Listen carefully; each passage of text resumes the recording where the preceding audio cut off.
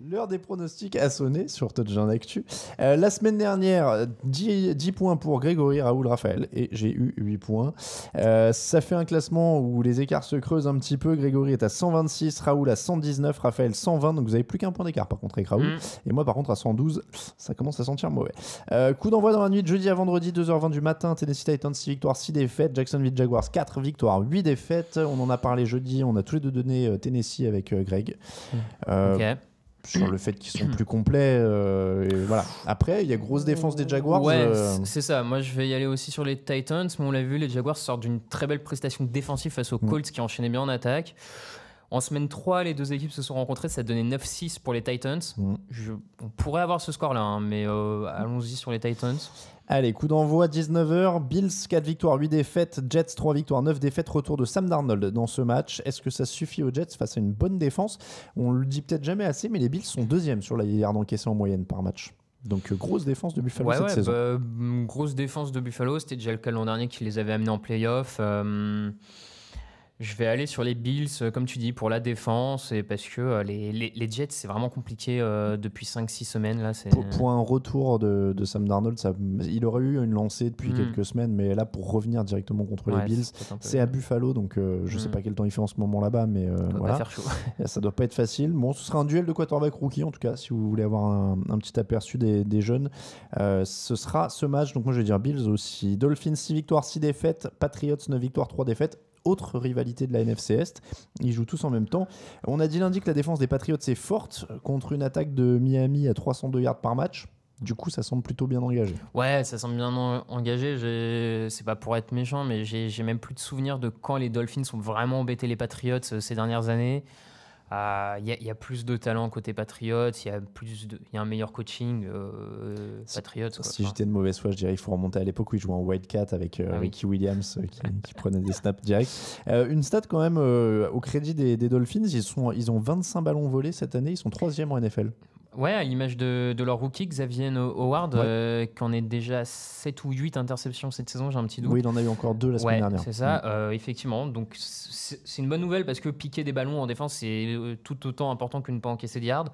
Donc voilà, mais j'ai peur que ce soit un peu court face à des Patriots. Les Redskins, donc Patriots pour tout le monde, excuse-moi. Redskins 6 victoires, 6 défaites, Giants 4 victoires, 8 défaites. Est-ce que les Giants ne sont pas favoris malgré les bilans pas équilibrés ? Ils peuvent le devenir. On a quand même des Redskins qui vont jouer a priori avec Mark Sanchez après la blessure de Colt McCoy. Leur effectif au poste de quarterback, il fait rêver. Mark Sanchez, Josh Johnson, pardon. Ouais. Voilà, c'est compliqué assurément. Et avec une défense de Giants qui sort d'un bon match contre les Bears, une attaque qui arrive à produire malgré tout quelque chose, je vais aller sur les Giants. Comme tu dis, ils sont peut-être un peu favoris, effectivement. Ça va être un peu force contre force parce que la défense des Redskins a des qualités sur la ligne notamment. Donc, le jeu au sol des Redskins sera peut-être le facteur X si Peterson arrive à manger le chrono, à avancer. Après, il est vraiment seul au monde, donc les Giants vont pouvoir se concentrer là-dessus. A priori, Enfin, ils vont pouvoir mettre au défi Mark Sanchez de les battre dans les airs, quoi. Ce qui est rarement une phrase qui fait frémir les coordinateurs défensifs. C'est sûr. Mettre au défi Mark Sanchez. Giants ? Ouais. Allez, Giants et Giants. Buccaneers, 5 victoires, 7 défaites. Saints, 10 victoires, 2 défaites. Encore une affiche de division, il y en a beaucoup cette semaine. Jameis Winston est très bon depuis 2 semaines. Leur défense a intercepté 6 ballons en 2 matchs. Est-ce qu'ils vont retomber sur terre face à cette défense de New Orleans qui peut serrer le jeu contre la course et annihiler complètement la course des Buccaneers, qui est déjà pas très forte, et du coup mettre la pression sur Jameis Winston et lui dire vas-y Coco, tu peux lancer. Ouais, oublions pas que les Buccaneers sont quand même une des seules équipes à avoir battu les Saints cette saison. C'est vrai. Bon, malgré tout, c'est quand même un fait de jeu. C'était avec Ryan Fitzpatrick. Première semaine en plus. Ils ont malgré tout, ils ont un match-up intéressant avec Mike Evans, Deshaun Jackson face au cornerback des Saints qui sont le point faible de cette défense de New Orleans. Mais après, le problème, c'est que je ne les vois pas défensivement stopper Drew Brees comme Dallas a pu le faire, comme les Ravens ont pu un peu le faire. Donc, ils vont prendre un camion de yards. Je pense aussi, donc je vais aller sur les Saints. Les Saints également. Chiefs, 10 victoires, 2 défaites. Ravens, 7 victoires, 5 défaites. Alors celui-là, il n'est pas inintéressant. Patrick Mahomes, c'est à 41 touchdowns, donc il est toujours en course pour le record de 55 sur une saison de Peyton Manning. Là, ça va être un test pour lui. Parce que ça peut être le match décisif dans la conquête du... S'il arrive à en remettre 4 sur celui-là, Il est dans un bon rythme. Après, ça va être vraiment une opposition assez totale et un bon test. Alors, on disait pour Mahomes, mais aussi pour l'attaque au sol des Chiefs, parce que Baltimore, c'est 87 yards autorisés par match au sol. Et donc, il y a quand même Kareem Hunt qui n'est plus là. Ils ont joué avec un ballon qui a beaucoup circulé entre les coureurs de mémoire. Donc Spencer Ware, Tyreek Hill en a eu au sol. J'ai un trou sur le nom du deuxième coureur qu'on a eu. Patrick Mahomes a couru aussi. Donc là, contre Baltimore, ça va être un bon test, notamment en vue des playoffs où ça va se resserrer et où il faudra avoir un peu de jeu au sol.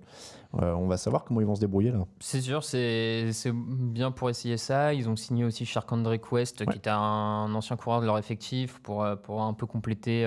Comme tu dis, je pense qu'ils vont encore faire beaucoup de partage de portée, pas se concentrer sur un seul joueur. C'est un vrai test pour Mahomes, peut-être pas son premier de la saison, mais en tout cas, c'est peut-être le plus important en termes de défense, parce que celle des Ravens, tu l'as dit, est dominante dans à peu près tous les secteurs de jeu, même contre la passe, ils se débrouillent plutôt bien globalement. C'est un match très serré. Ça peut ressembler un peu aux Saints-Ravens qu'il y avait eu, où l'attaque des Saints était très attendue face à cette défense de Baltimore. Baltimore avait su fermer le jeu pour tenter de l'emporter. La question de Baltimore, c'est quel quarterback ? Voilà, c'est là que j'allais en venir. Joe Flacco ou Lamar Jackson. Et en plus, quelle utilisation, partage de drive. Ce serait très bizarre, ça, quand même. Partage. Et du coup, moi, je vais partir sur les Chiefs parce que cette situation un peu inconnue au poste de quarterback des Ravens m'embête un peu. Oui, non, mais Chiefs aussi, notamment pour ça. Je pense qu'ils vont trouver quelques solutions, mais si les Ravens laissent Lamar Jackson, je pense qu'ils ne pourront pas suivre le rythme. Du coup, si ça se joue au-dessus de 25 points. Du mal à y croire aussi. Donc voilà. Et a priori, moi, je pense qu'ils vont garder Lamar Jackson sur la majorité. Et s'ils se mettent à mélanger les gars, là, ça risque de devenir un peu n'importe quoi. Ouais, sans doute. Ouais. Donc voilà. Chiefs pour tout le monde. Ouais. Houston Texans d'abord, 9-3. Indianapolis Colts, 6 victoires, 6 défaites. Choc de division encore une fois. Deux équipes assez similaires sur le rendement statistique. Houston perd moins de ballons par contre. Est-ce qu'Andrew Luck peut mettre fin à la série des Texans ? Pas évident. T.Y. Hilton est sorti un peu blessé cette semaine. Ça pourrait faire partie des incertitudes. Ça peut faire partie des incertitudes et ça peut être une grosse incertitude face à la défense des Texans.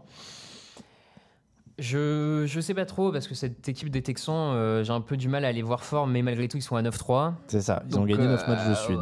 Ils sont quand même à 9 victoires de suite. Et après, Indianapolis a quand même encore suffisamment de trous pour que Houston ne soit pas non plus totalement déstabilisé.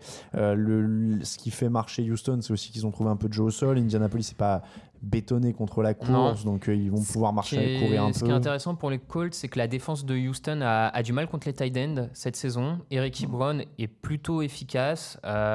Houston, de mémoire, a encaissé quand même 7 touchdowns de tight end depuis le début de la saison. Ça fait partie des taux les plus importants. Est-ce qu'il n'y a pas quelque chose à faire sur les tight ends côté Colts Moi, je vais prendre les Colts pour l'upset, je l'annonce.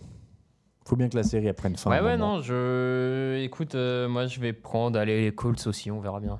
Les Packers, 4 victoires, 7 défaites, 1 nul. Falcons, 4 victoires, 8 défaites. Joe Philbin a donc repris les commandes des Packers. Est-ce que ça va être la libération d'Aaron Rodgers, libéré, délivré? Il va lancer des passes longues dans tous les sens et ça va être incroyable. C'est un peu la question, vraiment le facteur X, on a envie de dire, de ce match. Quel va être le visage de l'attaque des Packers?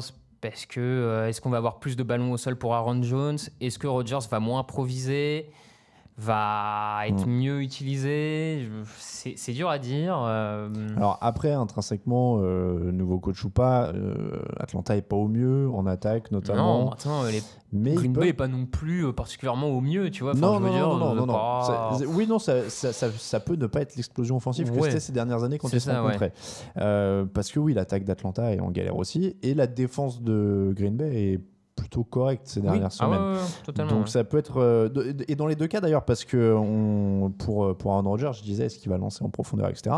Il faudra qu'il fasse gaffe. Il y a Damonte Casey qui a 6 interceptions en face, donc il y a aussi des joueurs vigilants. C'est un match incertain. Ouais, une défense des Falcons qui a fait malgré tout un bon match contre les Ravens, même s'ils ont eu un peu de mal contre le sol. En tout cas, contre la passe, c'était très bien fermé. C'est incertain, mais moi je vais partir sur les Falcons. Je sens un grand match de Julio Jones. Ça marche. Voilà. Je vais dire Packers parce que c'est à Green Bay. Donc, Cleveland Browns, 4 victoires, 7 défaites, 1 nul. Panthers, 6 victoires, 6 défaites. Les Panthers ont donc perdu 4 de suite. Ouais. Est-ce qu'ils vont en perdre un 5e de suite? C'est à Cleveland. Il y a une défense correcte en face. Voilà, il y a des choses. Ils sont favoris quand même. Je pense que. Comme tu dis, il y a des choses. Ouais, je pense que Christian McCaffrey est quand même la satisfaction de la saison, au point Ouais. où on en est. Il est à vrai. 163 courses, 80 réceptions, donc il est vraiment partout offensivement. Il peut être vraiment ce coureur numéro 1 que certains ont douté après sa saison rookie. Là, il le confirme. Il est très très bien utilisé. Ça peut être, et puis c'est, comme tu dis, je pense c'est un peu le facteur X de ce match, surtout s'il peut permettre du coup à Cam Newton de lancer un peu moins, qui lui, pour le coup, perd beaucoup de ballons ces dernières semaines. Il en perd 4 la semaine dernière. Je vais aller sur les Panthers en me disant que c'est peut-être le sursaut enfin pour une équipe que je voyais en playoff. Je vais dire les Panthers là-dessus aussi. Après, moi, je suis pas non plus. Il y a l'attaque, mais je suis pas non plus rassuré par la défense, qui est un peu au milieu de tableau en ce moment et qui est pas exceptionnelle. Donc Baker Mayfield pourrait aussi faire des choses, Nick Chubb aussi. Donc ça peut être un beau match. Ça peut être un beau match. Je vais dire Panthers aussi. 22h05 dimanche. San Francisco 49ers, 2 victoires, 10 défaites. Broncos, 6 victoires, 6 défaites. C'est jeu au sol pour Denver. La défense est plus tout à fait fabuleuse, mais ça peut suffire a priori contre les 49ers. Plus fabuleuse, mais tu as quand même un duo de pass rusher, Von Miller, Bradley Chubb. Ouais. Les deux sont à plus de 10 sacs, donc c'est quand même le duo le plus performant de la ligue. Et face à une ligne offensive des 49ers qui n'a pas toujours été top cette saison, moi je pense que Denver a vraiment les armes pour remporter ce match. Alors Denver pour tous les deux. Ouais. Chargers 9 victoires, 3 défaites. Bengals 5 victoires, 7 défaites. Jeff Driscoll face à Philip Rivers. Est-ce que c'est un peu déséquilibré? Ça le semble un peu, ouais. Les Chargers ont l'avantage dans tous les secteurs, a priori. Complètement. Ouais. Je vois pas un domaine où ils sont moins bons que les Bengals. Donc le pronostic. Peut-être le kicker, mais. Ouais. San Diego. Non, Los Angeles, pardon. Je suis content parce que je l'ai fait mardi. C'est compliqué. Ouais. Donc Los Angeles pour tout le monde. Coup d'envoi dimanche à 22h25. Cardinals 3 victoires, 9 défaites. Lions 4 victoires, 8 défaites. Deux équipes qui perdent bien plus de ballons qu'elles n'en gagnent. Ça pourrait être un match assez baroque. Et il a tout du match piège pour les Lions. Les Lions paraissent plus forts offensivement. Oui. Globalement un peu meilleurs. Mais il serait capable d'aller se planter sur celui-là. Après, les Cardinals sont quand même une équipe qui a fait tomber les Packers. Ouais, bah bon. Non, mais les Cardinals, ça joue quand même assez méchamment par à-coup. C'est... Oui, on peut le dire. Ouais. C'est très pénible. Moi, de tous les rookies, on en a parlé un peu avec Grégory, je lui demandais son avis. Josh Rosen, il est quand même celui qui est pour l'instant le plus sur. Enfin, c'est des éclairs, quoi, mais on voit pas grand-chose de consistant. Je suis d'accord, c'est clairement pas le meilleur. À sa décharge, c'est peut-être celui qui a la moins bonne ligne offensive. À sa décharge, j'essaye un peu et qui a mis du temps à avoir un jeu au sol, etc. Bon, on verra. Je vais aller sur Détroit, mais alors franchement, ils se feraient battre par surprise, je serais pas étonné. Détroit aussi, Raiders 2 victoires, 10 défaites, Steelers 7 victoires, 4 défaites, 1 nul. C'était mieux en attaque pour les Raiders ces dernières semaines, il faut dire ça. Jalen Richard au sol, Derek Carr qui lance pas d'interception, qui trouve des joueurs. Ça semble quand même être un peu juste pour rivaliser avec les Steelers, ceci dit. Ils sortent d'une défaite contre les Chargers en plus, donc ils vont être un peu énervés a priori. Ouais, comme tu dis, ça me paraît un peu trop juste à tous les niveaux. Steelers et Steelers. Cowboys Eagles, on a donc dit... Cowboys et donc Eagles pour moi. Coup d'envoi dans la nuit de dimanche à lundi à 2h20 du matin. Chicago Bears 8 victoires, 4 défaites. Los Angeles Rams 11 victoires, 1 défaite. Alors ça aurait pu être notre affiche de la semaine. On y a pensé. C'est une superbe opposition. On est un peu incertain encore pour Mitchell Trubisky. On vous le dit, on enregistre un mercredi, donc on ne sait pas encore tout à fait s'il va être prêt à jouer. A priori, il pourrait. C'est ce qui a l'air de ressortir de ce qu'on a pour l'instant. C'est d'abord une belle opposition de non défensif. C'est rare. D'habitude, on dit le quarterback contre le quarterback. Là, c'est quand même Aaron Donald contre Khalil Mack. C'est vrai. Deux des gros concurrents au titre de défenseur de l'année. Ils vont peut-être vouloir c'est le moment de faire un match. Montrer un testament, dire regardez les gars, c'est moi le meilleur. Et c'est un match clairement où il peut y avoir du touchdown défensif. Là. Ah oui, les Bears sont leaders dans ce domaine.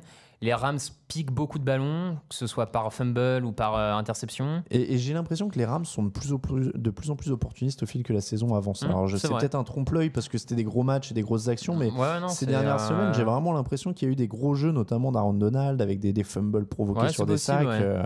Je sais plus où est-ce que j'ai entendu, ou je sais plus si c'était une proposition directe ou pas, mais ce serait bien de comptabiliser les strip sacks comme une stat séparée. Des sacs tout court. Alors soit avoir les sacs tout court, toujours le total pour l'avoir, mais d'avoir une stat séparée en plus pour les sacs où tu provoques un fumble, parce que Aaron Donald en provoque pas mal en l'occurrence, donc ce serait intéressant de l'avoir. Non, je suis d'accord. Parce que tu vois, a priori, il a dû en provoquer peut-être même 3 ou 4 sur les 3-4 derniers matchs là. C'est pas improbable, et plus de mémoire sur ces 5 derniers sacs, il y en a 4 qui sont sur 3e tentative. Donc en plus il y a un côté vraiment genre c'est au moment pour stopper le jeu, tu vois, qui est assez impressionnant. Parce que contre les Chiefs je crois qu'il en provoque 2 et sur le dernier il en provoque encore un c'est sûr, il y a un touchdown derrière sûr, donc non, c'est une stat intéressante en tout cas. Donc Mitchell Trubisky devrait jouer ce match normalement si tout va bien. La défense des Rams, on l'a dit, a l'air de plus en plus opportuniste, donc ça va être difficile pour lui clairement, mais après les Rams sont face à une défense qui est peut-être un peu plus consistante dans un style plié mais pas rompre. Et Jared Goff sort d'un match un peu moins bon. Alors, Grégory, mardi, était un peu inquiet de ce match de Jared Goff. Toi, est-ce que tu en tirais quelque chose d'inquiétant ? Pas forcément. Il sortait d'une bye week. La bye week, ça réussit pas forcément à tout le monde, en vrai. Voilà, peut-être un peu de... Après un match contre les Chiefs qui a été hyper intense en termes de lancer, de mental, tout ça, qu'il ait eu besoin d'un match un peu plus basique, ça m'inquiète pas plus que ça, non. Bon, je serais inquiet après ce match-là. Voilà. Et là, ça va être un bon test. Hein. Je veux dire, s'il arrive à manger... s'il met 40 points aux Bears sans interception, tout ça, oui. Ça. S'il fait sa journée contre les Bears, normalement, il est paré pour les playoffs. Coup d'envoi dans la nuit de... pronostic. Du coup, Rams aussi. Coup d'envoi dans la nuit de lundi à mardi à 2h15. Seahawks, 7 victoires, 5 défaites. Vikings, 6 victoires, 5 défaites, 1 nul. On dit beaucoup que Seattle a remis le paquet au sol, mais il y a quand même une stat très importante, c'est qu'ils n'ont perdu que 9 ballons cette saison. C'est les meilleurs en NFL pour regarder le ballon. Donc ça aussi, c'est quand même capital. À l'inverse, Minnesota en a perdu le double, par exemple. Ils en ont perdu 18. C'est ça, puis c'est surtout à l'image d'un Russell Wilson qui est impérial depuis 4 semaines. Avec la semaine dernière, il fait encore 4 touchdowns pour 0 interception. Non, c'est vraiment une équipe de Seattle qui s'est totalement remise dans le bon chemin depuis quelques semaines. Match important, hein, parce que c'est 2 concurrents directs pour la wildcard. Celui qui le gagne prend un tiebreaker sur l'autre. Ça se joue à Seattle, si je dis pas de bêtises. Ils ont le jeu au sol, une ligne offensive des Vikings inquiétante, pas de jeu au sol côté Vikings. Moi, du coup, je vais partir vers Seattle. Je vais jouer Minnesota pour essayer de gratter des points dans les pronos. Parce que j'ai l'impression que c'est un match qui peut tomber un peu d'un côté ou de l'autre, vu que c'est pour les playoffs, c'est un peu tendu. Mais c'est vrai que j'ai plus tendance à croire sur les qualités que Seattle met en avant en ce moment, qui sont quand même des qualités beaucoup plus... solide pour la gang, c'est le jeu au sol et pas perdre de ballon. Le truc effectivement qui pourrait faire aussi pencher la balance, c'est je trouve encore les cornerbacks de Seattle un peu en difficulté sur les tracés longs, la profondeur, et là ils rencontrent quand même Thielen et Diggs. Je me dis que si Minnesota arrive à emballer un petit peu le match et à prendre un peu d'avance en début et à aller couper du jeu au sol un peu rapidement, ça peut le faire. Donc je vais prendre Minnesota aussi pour ça. On en reparlera, mais Minnesota qui pourrait être un des gros flops de l'année s'ils allaient pas en playoff. On les avait mis premiers de notre power ranking d'intersaison. C'est vrai. C'est vrai qu'au final, ils faisaient finale de conf et ils récupèrent un quarterback meilleur. Sur la ligne défensive. Sheldon Richardson. Qui fait pas une mauvaise saison pour le coup, Sheldon Richardson. Mais ce qui est marrant, c'est qu'en fait, la déception, c'est pas, c'est pas les nouvelles signatures, c'est ce qu'ils avaient qui marchait l'an dernier. Ouais, c'est ça. C'est quand même ce qui est le plus étrange. Mais on y reviendra peut-être. On y reviendra probablement. S'il y a défaite dans ce match-là, en effet, ça se rapprochera. Plus d'équipe au repos, puisque c'est fini. Tout le monde joue maintenant jusqu'à la fin de la saison. C'est parti.